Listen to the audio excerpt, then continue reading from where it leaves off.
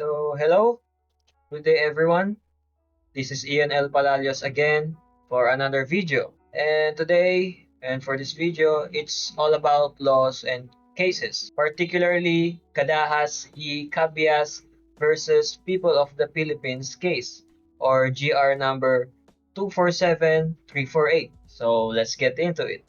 So, I was given a set of questions by my professor, and I am going to answer each one of them comprehensively so that you will have an idea or insights about this case and also lessons to be learned with. So, let's go for question number one. What is the case all about? So,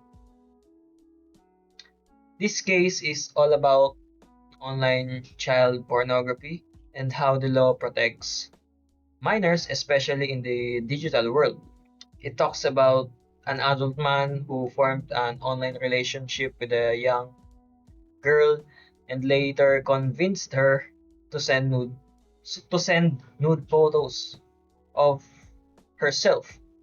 The main point of the case is not it is not love or relationship, but merely protection. The Supreme Court focus on how minors are vulnerable online and how adults can abuse technology to exploit them. The case shows that even if the interaction happens through chat and messages, it is still a serious crime. But because it is deeply wrong and harmful, the case is about responsibility, intent, and the duty of the state to step in when a child is abused. So that's it for question number one. Question number two. What are the facts of the case? So this adult person, Christian Cadahas, was 24 years old when he started talking to, let's call the minor girl AAA, who was only 14. So they met through Facebook Messenger sometime in 2016. Their conversations continued for months and slowly became more personal. During their chats, Kadahas repeatedly asked AAA to send nude photos of herself. Because she was young and emotionally attached, she followed that she followed what he asked and sent pictures of her breasts and private parts through Facebook Messenger. Later on, AAA's mother, we will call the mother or parent BBB, discovered these messages after accessing her daughter's Facebook account. She saw the photos and conversation and reported the matter to the authorities. Because of this discovery, a criminal case was filed against Cadahas. The trial court found that the evidence clearly showed that Cadahas induced a minor to produce and send sexual image. This led to his conviction for child pornography committed through a computer system. So for question number three, what are the issues in the case? So there were several important issues in this case. One issue was whether the photos and messages taken from Facebook Messenger could be used as evidence. Kada said his right to privacy was violated because his account was accessed without his permission. Another issue was the nature of the crime. The court had to decide if child pornography is a crime that requires criminal intent or if it is simply wrong because the law says so. There was also the issue of the so-called sweetheart defense. So Kadas claimed that he and AAA were in a romantic relationship and that the photos were sent voluntarily. The court needed to decide if this kind of defense could be accepted when the victim is a minor. So all these issues revolved around consent, intent, privacy, and protection of children. Let's go to question number 4. What is the ruling of the Supreme Court in this case? So the Supreme Court ruled against Christian Cadahas. It said that there was no violation of the right to privacy because the Constitution protects people from abuse by the government, not from actions of private or personal individuals. AAA, or the minor, accessed the account and her mother only forced her to retrieve evidence. So the photos and messages were valid. The court also ruled that child pornography is a crime that is naturally wrong.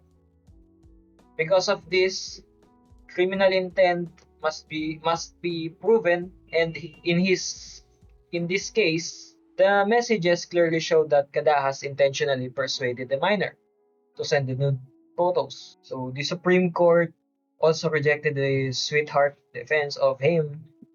It said that a minor cannot give valid consent, especially in case involving sexual exploitation. And then the age gap showed imbalance and grooming. Thus, in the end, the court affirmed the conviction and increased the penalty to reclusion perpetua or life imprisonment with a fine of 1 million pesos. The ruling showed that crimes committed using computers are punished more severely. So for our last question, or question number 5, what are my key takeaways or learnings from this case? This case teaches many important lessons. First, it shows the internet is not a safe place for minors when adults misuse it. Words, chats, and pictures online can destroy lives, especially of young people who don't fully understand the consequences yet. Second is it reminds us that consent from a minor is not a real consent. Even if a child agree or says yes, the law still sees them as someone who needs protection. Third is love or relationship cannot be used as an excuse to escape responsibility when the act is abusive. So the law looks at power, age, and vulnerability. Another learning is that parents play a big role in protecting their children, just like how the mother, or BBB, in this case acted when she discovered the truth. Lastly, the case shows that the state will act as a guardian of minors. It will step in, punish offenders, and send a clear message that exploiting children, even online or offline, will never be tolerated.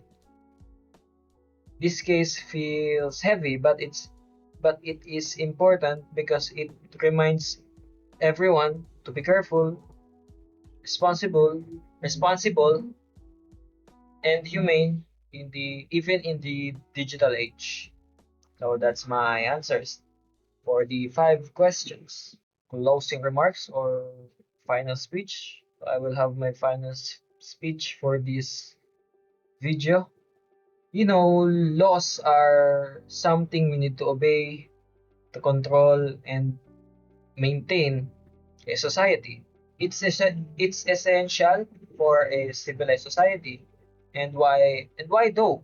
Because it establishes predictability, protect our fundamental rights to life, liberty, freedom, property, and dignity, while proving civilized mechanism to resolve a conflict without resulting into violence.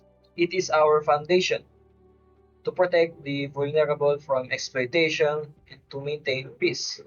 I know we all heard of this. No one is above the law, even the president. The reason why I say these things is because this will be my final reflection video about the cases and laws. Since this video is for my finals in my first semester, and that's the end of this series, I think. So that's it. I hope you learned from this video, and please don't watch pornography. It's bad for your mental health. Just go outside and socialize. Go on grade rot to yourself and try to just focus. It's much better. So that's it, guys. See you again.